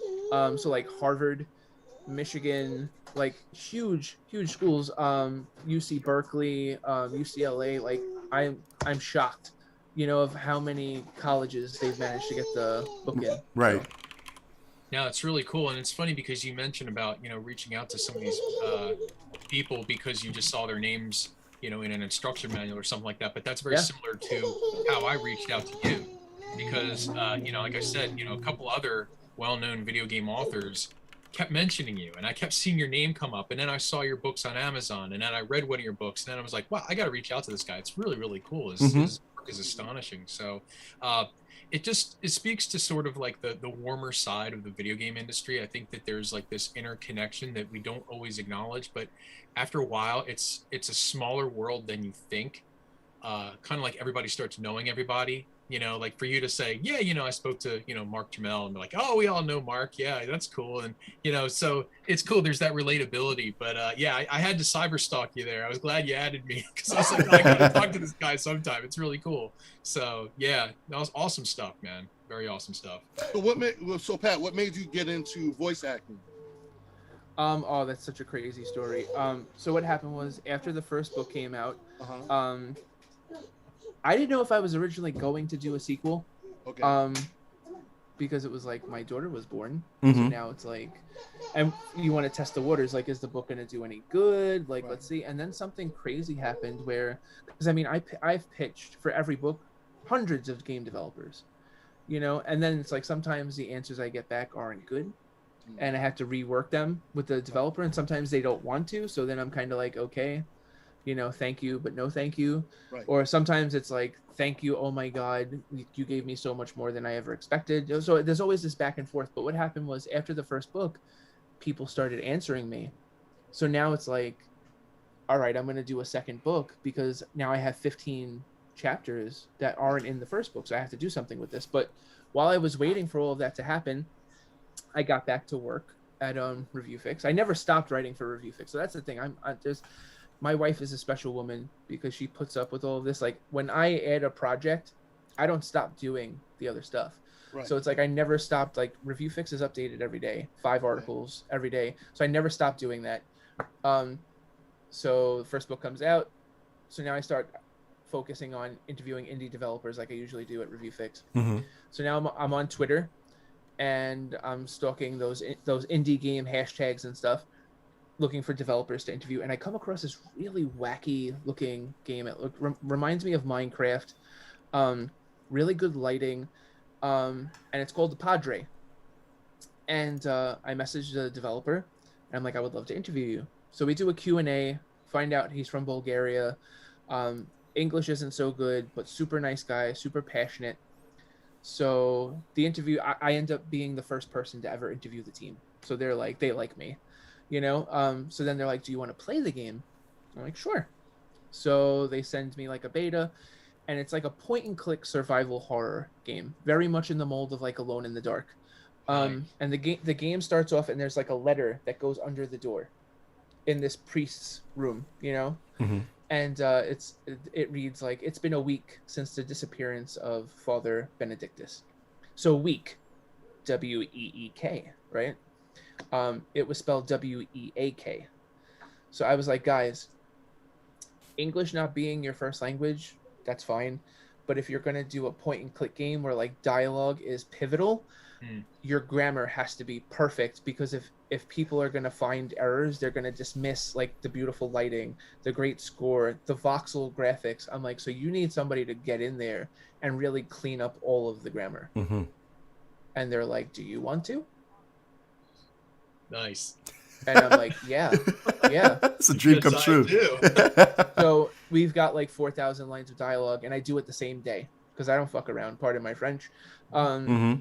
I do it the same day, and they're like, we're gonna send you the updated file. So they plugged in everything the same day too. So I'm like, these are guys after my own heart. So they work just as hard as I did. So so now they pay me. So I'm like, this, oh my God, I went to my wife. I'm like, I just got paid for like something in the video game industry. This is so cool. So then like 2 weeks goes by, and I thought that was it. I told them, just give me credit as like dialogue editor, pay me, and then we're good. And like 2 weeks goes by, and they send me more dialogue. And I'm like, oh, and they're like, yeah, you're like a fixture on the team. We're going to pay you every time you do this, blah, blah, blah, blah. Mm-hmm. So I'm like, oh my God. So then I do that. So now we're getting ready to go to Kickstarter. It's been like 3 months since I've been on the team. And like, they asked me to edit the Kickstarter. That's like so much pressure. So I edited all of the Kickstarter. And then like right before the Kickstarter is about to launch, probably like 9 or 10 days, the voice actor leaves. The main voice actor of the main character of the game. And they're like, we're fucked. And I'm like, nah, you're not. And they're like, why? I'm like, we're talking about a survival horror game. And this guy's playing a Catholic priest that kills zombies. And he sounds like Russell Brand. I'm like, I never liked it. I'm like, and I felt like I was in a position where I was just going to edit dialogue and maybe throw in a couple of one-liners and help you guys tighten up, but I'm like, now that we're in this situation, I'm like, you need somebody with much more bass in their voice. You need somebody a lot more gruff. And they're like, well, what do we do? And I'm like, let me audition. And they're like, okay. So, I mean, I edited every line of dialogue in the game. So I was connected with this character. Mm-hmm. So, I definitely knew it couldn't be like Russell Brand. It couldn't be, oh, bloody Russell Brand, wacky man, wow. I'm like, it doesn't work. So I remember my first date with my wife. We were watching, one of my first dates with my wife. We went to go see one of the Thors, and during the preview screen, I just go, the following movie is rated PG-13. and the people behind us are like, yo, what the fuck? Like, what was that? And my wife looks at me and she's just like, don't do that. Right? Could you stop, please? So I'm like, okay. So I've always been Now good you at that always voice, do it. and I always do it. I annoy the shit out of her. Oh my god. So now I'm like, I can't do that voice because that would be just ridiculous. Don LaFontaine as the priest, like that would be, you wouldn't be able to take it seriously. Right. So I'm like, what if I combine like the British accent of Russell Brand kind of thing going on, and then that bassy Don LaFontaine. So I brought came across this dark English voice. My name is Alexander, and I am the Padre. I chew bubble gum and kick ass. You know, and I sent it to them. I love it. And they ate it up, and they were like, yeah. So I'm just like, so I'm the voice of the main character in a video game. So we ultimately don't get funded via Kickstarter. But I did so many interviews, and we ended up getting so much buzz that we got picked up by Feardemic, and they published the first game on Xbox One, PS4, Steam, Switch, the whole 9 yards. And then we just finished, the sequel came out February 9th, and it's on Steam right now. What's the name of the game again? The Padre. The Padre. Okay. All right. Yeah. I'm writing that down. Same here. Yep. Yeah. Then the sequel is the Padre One Shell Straight to Hell, and it's a little bit different. It's more like a tower defense meets like Akari Warriors kind of thing going on. It's like a shooter, nice. And it's a lot more. I like it a lot more than the first one. The first one I feel like plays the best with a mouse because it's like so true to like that Alone in the Dark type of experience. It's so old school, but I mean, being the voice of a main character in one game would have been plenty, but then two, and then I've done narration in a couple of indie games, and right now I'm doing voiceover for Tony Barnes's one of Tony Barnes's upcoming games. If you guys don't know who Tony Barnes is, he served as a producer on like Desert Strike, Jungle Strike, Urban Strike. He was the lead designer on The Last Strider on PS4. He did Buffy the Vampire Slayer on Xbox. He's Star Trek The Fallen, which is we'll like just one talk of the about most Buffy, underrated. So I interviewed him for one of the books, and we just ended up like talking like every day. He's so freaking awesome. He's one of the smartest people I've ever met in my entire life. So then it's like he showed me the game that he was working on, and I was like, you need me to do a voice for this game. And he's like, I do. So then I started doing that, and then there's a couple of other games that I have NDAs on that I can't talk about. Okay. But I mean, I got to do some writing for an upcoming RPG over the summer, and that was insane. That was so much fun. Wow. And then now I'm doing voice on a couple of other games that are coming out. So it's just been the last 4 years of my life have just been insane, between like having 2 children, the voice acting, the books, and now like a comic book that I wrote when I was 18 that I never thought that I'd find an artist for. I found an artist for, and then we ended up getting a publishing deal. It's just been wild. So one of the things that I know, we had a private conversation a couple months ago when I first started really talking to you, and you said one of the things of importance to you was that you wanted to establish and leave some degree of legacy of yourself. You wanted to, put that stamp on history and make your name, basically make a name for yourself. I know that this is always considered a work in progress, and I know you're a humble guy, but at this point, all these months later, seeing the success of your books, seeing your comic book develop, seeing these other things, do you think that at this point you can say, hey, yeah, I've done it, or at least, yeah, I'm on my way to doing it? I'll just say for the record, if my wife heard you say that I was humble, she'd probably spit her drink out across like the because in the house I'm like the rooster, like I'm like yeah, I've done this, I've done that, but it's just like I try and maintain like a level of humility outside, but to be honest, the stuff that I'm working towards is I live in New York City, I live in Brooklyn, and super expensive, and I want to own a house one day, and all of these things. So I feel like I'm a really long way away from where I want to be. Like I want to leave my children with money for college. I want to leave them with, I don't want them to have to worry about their wedding. I paid for my entire wedding. My wife and I worked like madmen for 2 years to pay for our wedding ourselves because our families didn't help us. So it's just like I said, I'm the first college graduate in my family. I'm the first person in my family without any drug or alcohol problems. I've never drank. I've never smoked my entire life. I'm completely straight edge. There you go. Nice.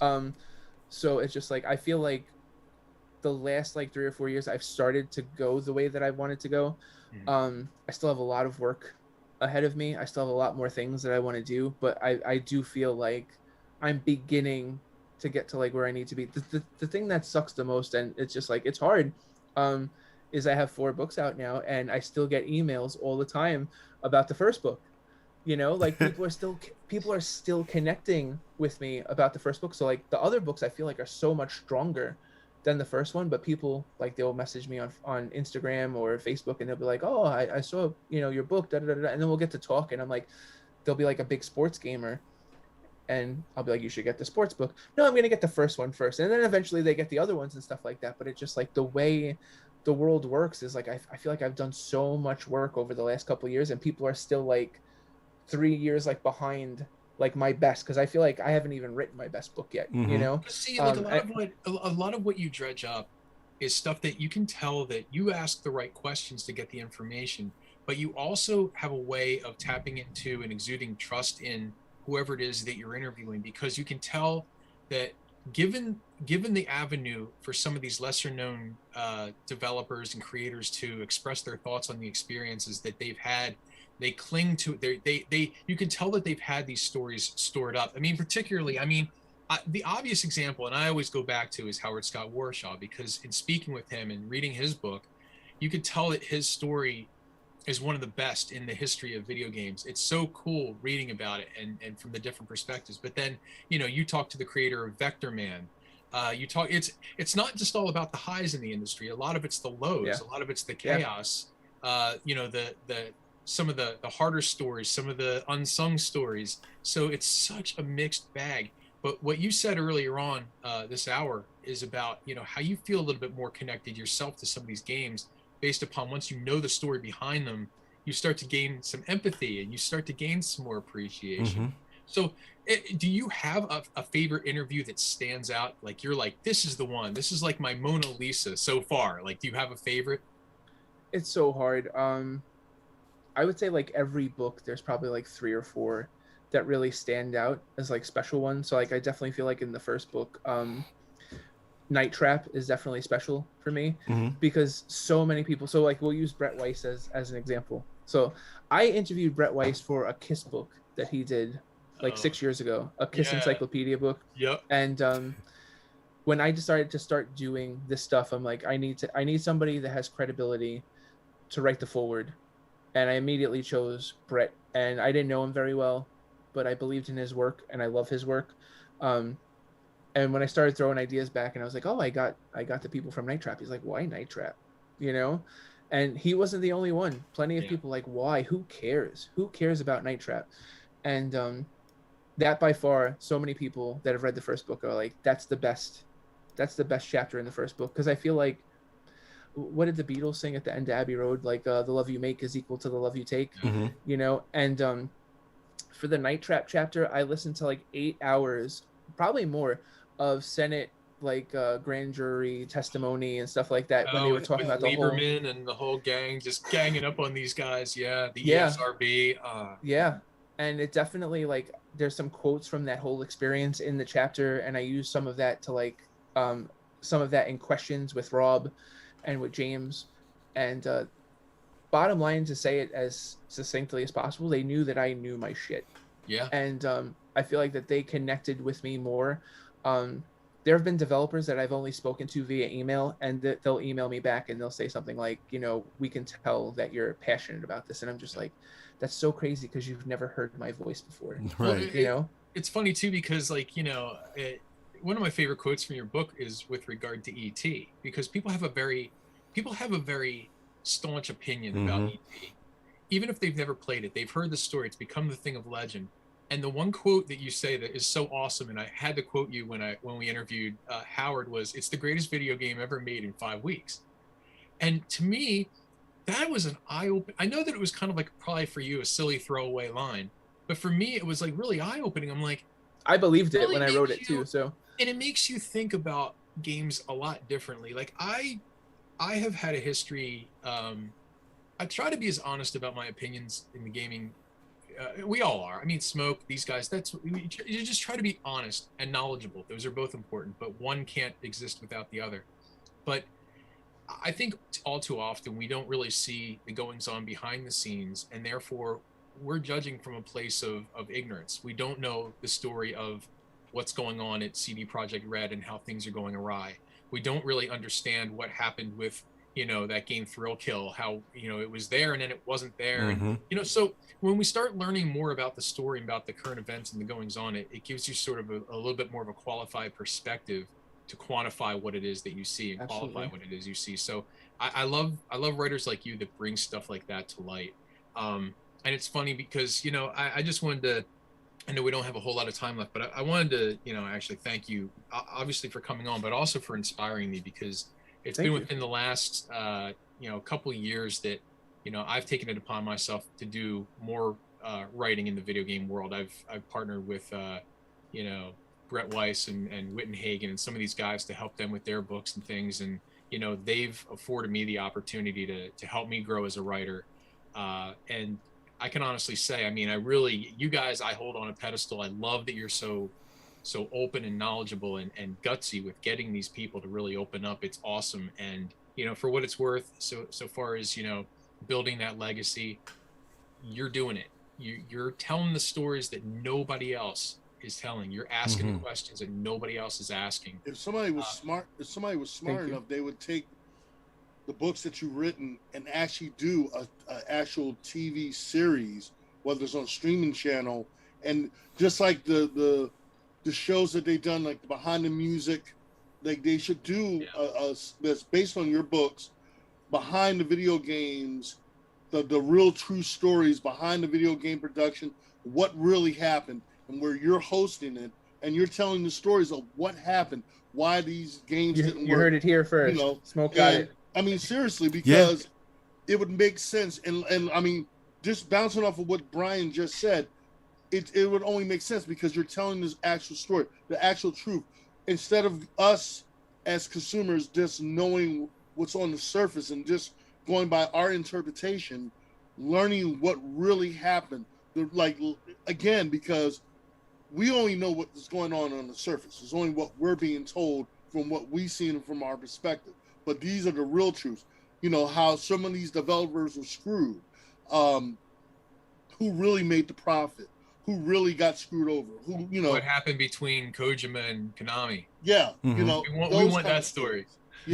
And so, like I said, again, it would be interesting to know the truth behind what happened to Silent Hills, and everything else. So again, it would be interesting, like you said, for someone like you to be able to host it and tell those stories, for you to produce those shows. I mean, I would love to. And I think like one of the biggest problems is like, I feel like my biggest uphill battle is that I've had to almost deprogram gamers. I'll give you an example. I was having a conversation with somebody on Instagram a couple of months ago, and he's like, I really respect what you're doing, but I just play games. I don't care about all of that stuff. And I'm like, okay. So now I'm pissed. Yeah. So I'm like, okay, tell me like your favorite series. And he's like, Crash Bandicoot. So I've interviewed the producer of Crash Bandicoot. I've interviewed people that have worked on Crash Bandicoot. And I'm like, the first one. But as we know, there's over 20 different Crash Bandicoot games. So I told him, I was like, listen, if I tell you all the different people that worked on all the different Crash Bandicoot games, you could tell me that you didn't like this one and you didn't like that one, and I can tell you why. And I can tell you that if you like this Crash Bandicoot, you'll probably like this game because the same guy did it, or they emulated these people, or they used a source code from this game. Right. And I'm like, my goal is to make you a better gamer, a more educated gamer, a nerdier gamer. That's my end goal. But so many gamers are so just like, they'll buy a game just because it's EA, and not know that like EA outsourced this game to another company, and it's not necessarily an EA game. It's just it's a game in EA clothing. Like there's so many stories like that. Like in the Sega Genesis book that's coming out soon. Like, well, not even in the Sega Genesis book, in the Minds Behind Sports Games, I tell the story that like Joe Montana Football on the Sega Genesis was an EA game. It was an Electronic Arts game. They finished it. They never got credit for it. So many people are like, they don't like Joe Montana football, but they love Madden, and it's just like they're cut from the same cloth. Right. You know, so it's just like that's what I want to do. I want to educate gamers. I want them to have fun. It's happened so many times where I'll go into the video game store and I'll buy a whole bunch of games that are like $2-3 each, and the guy in the store will be like, "Why are you buying these?" And I'm like, "Well, because the guy that produced this 20 years later made this," and then and then a week later I'll go back and the same games, instead of being $2 or like $12 and stuff like that, because the owner will be like, these games, you know. So that's kind of like, that's what I want to do. I want to get geeky with people. I want to have real conversations. If like we could have conversations over directors of films and producers of records, why can't we do the same thing about video game developers? Patrick, why don't gamers do that, you know? Yeah. So, and that's respect too. And then I like how you say you want to educate gamers as well too, because again, this is more than just playing video games, for sure. Yeah, for sure. It's the biggest form of it's the most profitable form of pop culture in the entire world. Hollywood is stealing ideas from the video game industry and comic book industry every single day. A little too much. Yeah, let's not talk about Mortal Kombat. Yeah, man. No, but really, I remember like just jumping off of your point as well too. I remember that's what got me as far as researching like the Telltale devs as well too, man. You know, because I was so invested in them. You know, I mean, as far as you know what their works were. You know how the process and even the fallout. You know, I mean, how everything just pretty much crumbled. You know, I mean, it's like what was wrong with that? You know, but and it's just like it's more to your favorite game. It's more to hey, you know what? I love the Walking Dead series, or I love the Last of Us. You know, going to Don't Nod and all that. Special shout out to Don't Nod, but it's getting to the minds of them, man. That makes you appreciate the game that you play even more. You know, it's like what happened the other day with Toys for Bob. You know, so many people, like I was seeing so many posts on Facebook of 20 somethings, and they're like, who cares about Toys for Bob? And I'm like, do you understand that there are people that have worked at that company that have made games on the Amiga, on DOS, on the Sega Genesis, on the Super Nintendo, like the Wii? Like, these guys are lifers. This was a great company, and now they're doing like mop-up duty for Call of Duty. You know, like, this is a travesty that this happened. You're like, oh, who cares? And I'm just like, you should care, because 15 years ago you were playing Skylanders. Yeah, that's why you should care. I remember being as a young kid when my first console I ever owned was an Intellivision, and picking up a box for one of my favorite games and looking at the box art and everything, and at the bottom it said Daniel Kitchen. It's like, Daniel Kitchen. I love Dan. And I thought to myself, I was super young, like I don't know, I was like 4 or 5, and I'm like, wow, a guy made this. Like, this didn't just, because you don't really connect those dots sometimes. Right. But then you're like, oh my God, hey, there's a guy out there. His name is Dan Kitchen. He made my video game. And now all these years later, he and I are like Facebook friends. So it's funny. So, but I told him that too. It was the first time I remember. Extremely. He's awesome. Yeah. He and his brother, and and I just. It connected with me. It was the first time I started to care about that kind of thing. I was like, oh, that's neat. Like, somebody built this, and I got like interested in it. I'm like, I wonder how that happened. That's really cool. Civ, it's so funny because usually, especially what I do, and go back to you, Pat, is what I do is I have I always rant and rave about my favorite developers as well too. As a matter of fact, one of my streams that I usually do, I always give shout out to the indie developers, even if it's just one single person. I always give them a shout out, tell them what they've done. You know what I mean? For those that know me, I always do that usually on Wednesdays when I play like weird small games and all that too. I'm like, who made this? You know what I mean? What was behind this game that they thought about too? As a matter of fact, I want to give it one question real quick to you, because Pat, I know you know everybody. All right, so two of my favorite developers, and publishers, Annapurna Interactive is one, Hazelight Studios. Have you talked to Joseph Fares ever? Have you ever talked to Joseph? Oh man, I wanted to get in the mind of Joseph Fares. Please. That's what I tell people all the time. So, super important. I'll say it super quickly. I have a Facebook page, The Minds Behind the Games. I'm on Instagram. I tell people all the time, if there's a game that you want to know more about, just tell me. For my PlayStation book that's coming out, one of my closest friends, Tommy, I show him the list of all of the games for the PS1 book. I'm super happy with it. Yeah. And he goes, bro, you didn't get Final Fantasy VII? I wanted to punch him in the face. 2 weeks later, I had the localization manager for Final Fantasy VII, and then the head of QA. So I ended up getting the person that translated the game from Japanese to English, and then the first man to ever see Aeris's death in the United States. Ooh. So I was like, you got something to say now? You know, so it's just like, that's what I want. I want my readers to have a conversation with me and say, I have Croc 2. Croc is in the adventure game because somebody was like, listen, I love Croc and I want it in the adventure book. And then I've had other people say, I want this game and I want that game. And I will go to the ends of the earth to try and find these people to get them in there. So that's the thing. I'm not like most academics where I want to write a book to get a promotion. Like, I'm 37 years old. I have tenure. I'm writing books that I want to be read. So if you reach out to me and you say, you know, I really loved WrestleMania 2000 on the Nintendo 64. I would love for you to do a chapter on that. Could you find the producer? And I'll go, I will try. I will legit try, you know? So reach out to me, connect with me, and like, let's make magic happen. That's all I could say. Pat, all I gotta say is please hit up the people from Annapurna Interactive.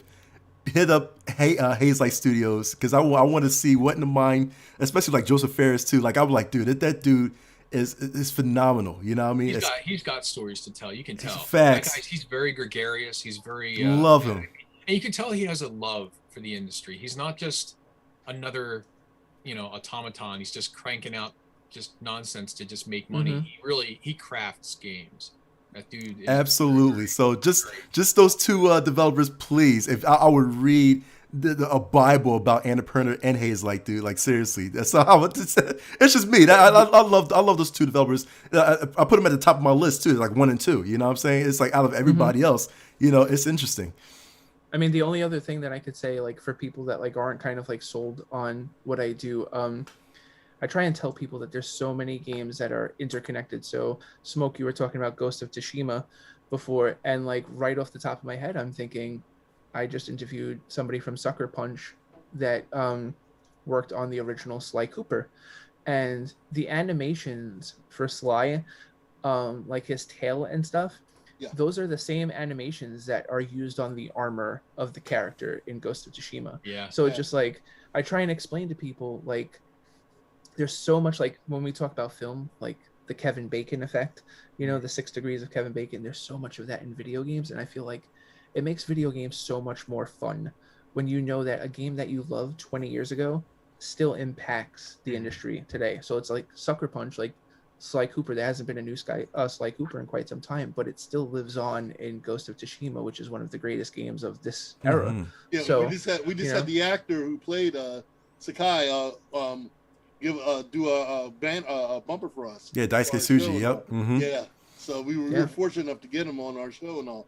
But no, it's like I said again, it's important, and for people to show the respect for you because of the fact that, again, it's important, and it's a shame that more people don't know the work that you do and that you put in, because it's crucial history. It's crucial history, and it's important that people like for us to let people know about what you do. And then again, you should, and I don't see why you've done all this body of work. I can't see why you don't knock on Netflix's door or Hulu's door. They put all this other stuff out. Now, again, I'm not trying to knock Hulu or Netflix, but if they could put some of the stuff out here that is not as good, why can't you knock on their doors and say, hey, I'm pitching this to you guys. Look, Netflix has done other video game documentaries. Yeah. Why can't you say, hey, I have a show that you might be interested in that will gain traction? Hey, here you go. I say, since you're a Renaissance man of many different areas, why not? You've done comic books and all this. From one Renaissance man to another, why not? Hey, you know what, Smoke? You know what? Forget Netflix, forget Hulu. I love Smoke. Smoke is awesome. I'm on Team Smoke. Hey, Pat, I'm gonna tell you right now. No, forget Netflix and Hulu. Now they're coming back. I want you to hit up G4 TV. Yeah, there you go. Hit up G4 TV, please. That's the content that we need, man. G4. Mark, all I'm gonna say is Code Monkeys for life. That's what. Yes, dude, we can. it'd be cool if he was on G4 because he could do his own announcements. He could, in a world of Oh, video dude, seriously. games."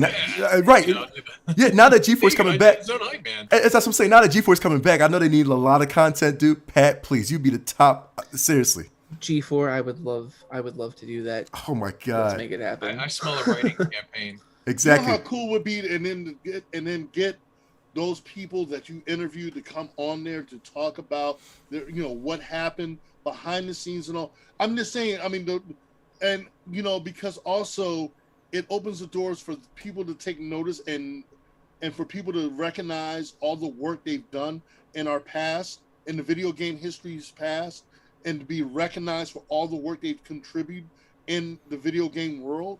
And not only that, you're bringing light to that. It's just like the musicians of music and all, like, how people get recognized in the music industry for all the work they contribute, or in the film industry, like you talked about, and how they get a resurgence of all the work they've done. It's the same thing, Pat.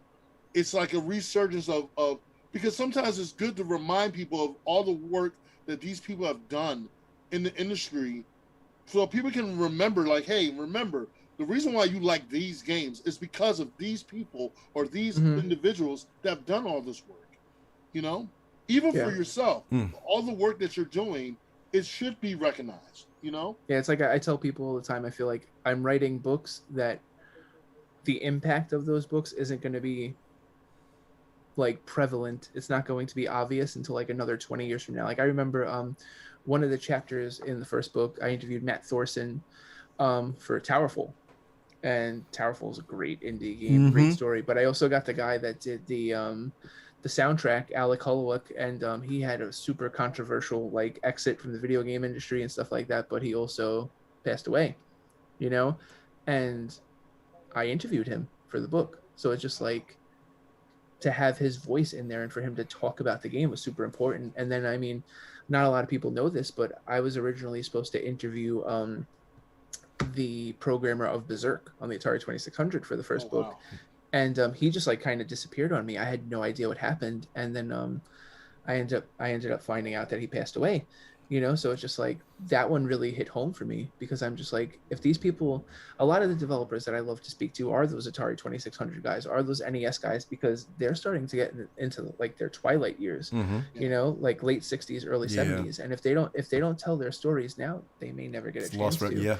So we've already lost too many before we really got their stories, because I mean, can you imagine going back and really having like the definitive interview with like a Ralph Baer or Jerry Lawson or somebody like that? Yeah. Now we learn about retrospectively, we understand their historical contributions and their firsts, but we never really get a lot of like their words, their stories are told vicariously in secondhand, whereas it would have just been really cool to have them really sit down and say, hey, yeah, this is what I've done. This is why I did this. These were some of the challenges.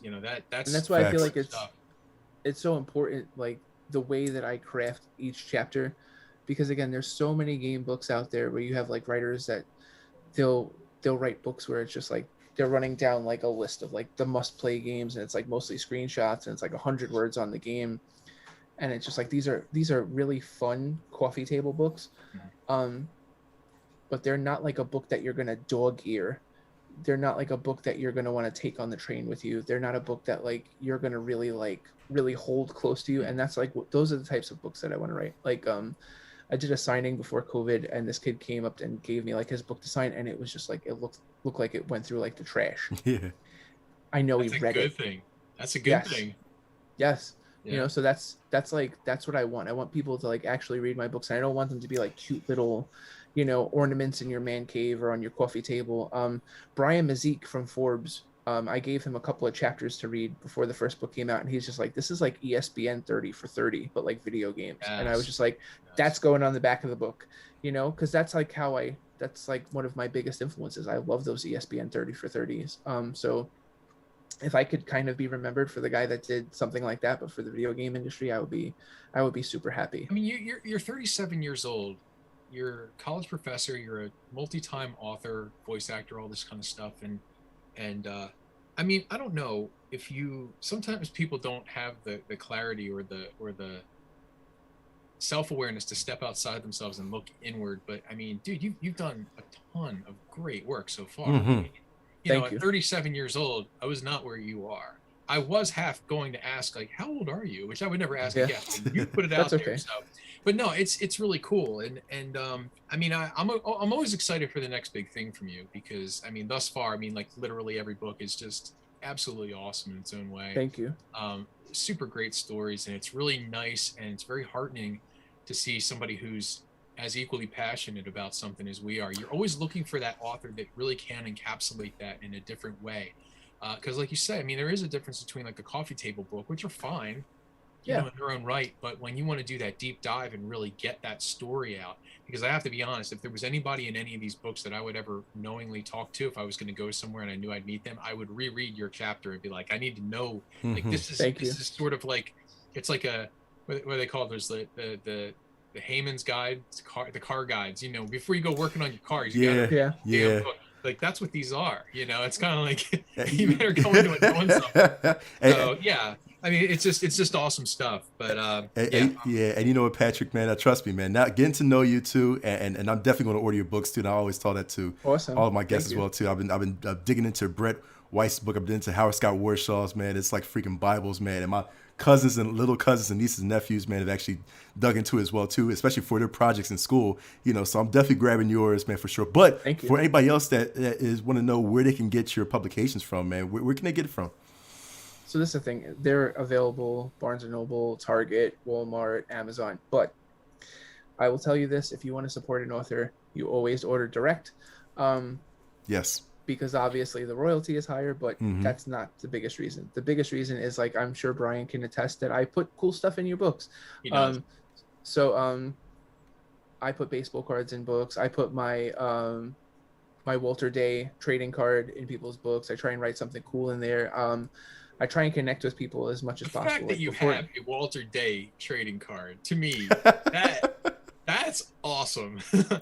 I gotta hit up. That was Brett. I mean, that was Brett Weiss. I remember we were having a conversation, and I said to him, I was like, you know, it would be really cool one day if I can get a trading card in his thing, because I have the utmost amount of respect for what he's done for esports and things like that. And then like 2 months later, Brett made it happen. And then the thing was too, like, I'm a full believer in like karma and giving back and things like that. So I ended up getting Tony Barnes a Walter Day trading card, and then Barbara Michalik, who was the executive producer on and the designer on games like Ren and Stimpy on the Genesis, Little Mermaid, Wile E. Coyote, and she worked on Vector Man.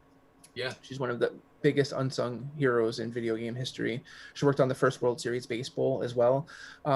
So I got her. So it's like Brett got me in, and then I got 2 other people in. So it's just like, I feel like that's the way it's got to be. So yeah, I put that card in people's books.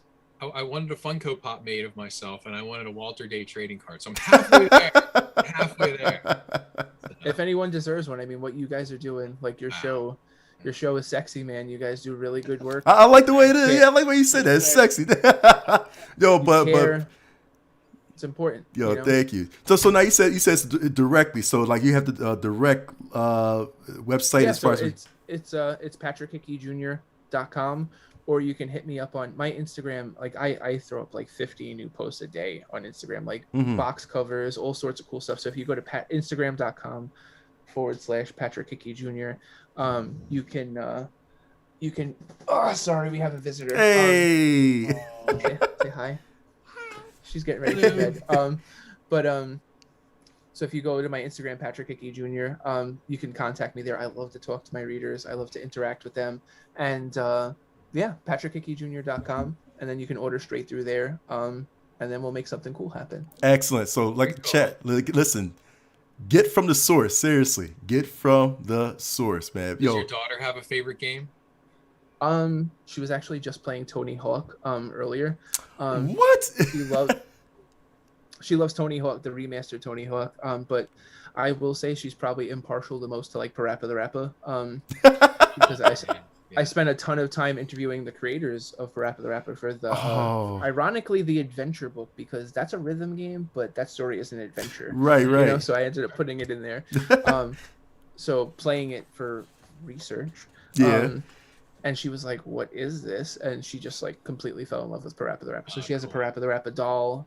She's the coolest little 4-year-old. She knows how to DVT people.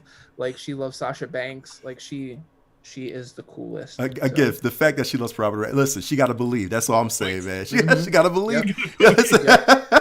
I mean, and truth be told, I mean, she's the reason why I did all this, and she believes in me. You know, so. We can go on with this, Bill. Pat, thank you again for coming on, man. You have been awesome. I think the next time we have you on, I think we're going to do like a round table with like you, Brett, and Howard Scott Warshaw. We have to have like seriously, dude. You're one of those guests where like I literally have like 6 more pages of questions. Yo, for real. Like, next time, Pat, we have to talk a little bit of wrestling as someone who's a wrestler for over 10 years, because I don't think you knew I was a pro wrestler and I worked in ECW and all that stuff. So yeah, oh, that's awesome. We have to, so Smoke, yeah.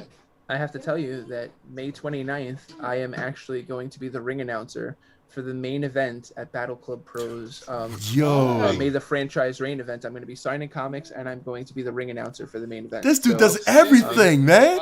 Everything.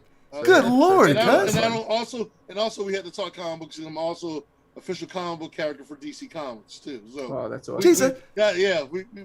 We're kindred spirits, so we definitely have dude, Pat, I'm waiting for you to start your own development team. That's about it. You do everything right now, man. Well, 2 more things really quick. Oh, stop. If you go to lesserknowncomics.com, you can find out all about my comic book. But I've also been developing a game for quite some time with Pete Paquette, who's a former senior animator on BioShock Infinite. He's worked on Overwatch. And we've been developing a, let me just say, it's like The Legend of Zelda meets like Akari Warriors retro like shooter. I wrote the story for the game. So that's been in development. COVID really slowed us down a lot. Yeah. But if you guys want to check it out, I could totally show you guys some beta of it. Seriously. It's so much fun. Hey, when are you looking to potentially drop that? I wish I had like an exact date. Like I said, it's me, Pete, and his brother who has done the score and all the engineering. So we're just a 3-man team. We're in the process of we have like the first 2 out of 8 levels done, and we're in the process of like pitching to publishers. So we're definitely looking for publishers. If you go to Kroom, I'm pretty sure it's kroomgame.com. You can kind of see some. So the name of the game is Kroom, Kroom. And like I said, imagine Legend of Zelda if Link had like a katana and a gun. That's if you're looking for beta testers, we're your beta testers. Please. I would love to send you guys something. So that's the thing too. If anyone's interested in talking shop with me about video games, wrestling, all that stuff, just hit me up on Facebook, hit me up on Instagram. I love to talk. So yeah, I don't shy away from anybody. So again, like I said before, on, man. This has really been fun, and it's been really fun. We've never had like a real face-to-face conversation prior to this, so this was really nice to have. Yeah, it was a pleasure to meet you, man. Definitely. Yeah, again, I can't recommend your books enough. They're awesome. Go out there, grab them. I will. Junior. Go to his site, check him out. Also, can't forget Mini Jini. Exactly. So cool. Look at that. Exactly. Awesome. My daughter loves Funko too, so I totally want to talk to her about getting. Get it of yours. Yeah. make one of yourself. Listen, you make one of yourself, I'll get one too, because I'm like, you're gonna blow up soon enough. Just make sure you sign it. You know what I mean? But thank you, Pat. Again, chat. Go ahead to PatrickHickeyJr.com. Get your books there. You know what I mean? Talk to the man on Instagram, on Twitter. Everywhere, like I said, this dude's approachable. He's so much fun. This dude is OP. Like seriously, this dude is amazing. But OP, listen, Sif, don't mess him up. But again, Pat, thank you so much, man. Thank you as always, dude, for jumping on, man. We're gonna definitely have you back on. But for the rest of the chat, man, we're gonna end it right here. But before we end, we gotta get some end game credits to you. Make sure that you please go ahead and share the stream to all of your friends in the gaming community so that they won't miss any of this info that we have shared today. Don't forget to follow our other social media outlets, man. We got Instagram, we got Twitter, you got YouTube and Twitch at PTCGamingShow. Send us your questions at our email address, ptcgamingshow@gmail.com. We have a community that's also just for you called PTC Nation. You can go on our Pass Controller Facebook page, scroll down, you will see like a little banner for PTC Nation. Remember, PTC Nation, it is just for you. You can share your own gaming news, gaming memes, questions to us to answer in our next show, gaming polls and videos. Share your Twitch channels, I was going to say Mixer channels, but that's crossed out. Your YouTube channels, your Facebook gaming channels. Post your Xbox gamer tags, PSN IDs, Nintendo friend codes, PC Steams, names. Remember, PTC Nation is all for you to connect with one another so that we can all pass the controller together. Pat, you're freaking awesome, dude. Freaking awesome. I can't wait to have you back, man. It's going to be amazing. I mean, like, seriously, this was a fun show, man. Like, having both Mini Jini and Pat. Listen, I'm surrounded by talented people. Like, this is crazy, cuz, seriously. But, oh, my God. I know, man. Listen, hey, for Patrick, for Civic, for Smoke, you know what it is. I'm McNux. This is Pass Controller. And as always, I got to tell you guys, get good. Peace and hair grease, y'all. Peace and hair grease. Take me out on OnlyFans.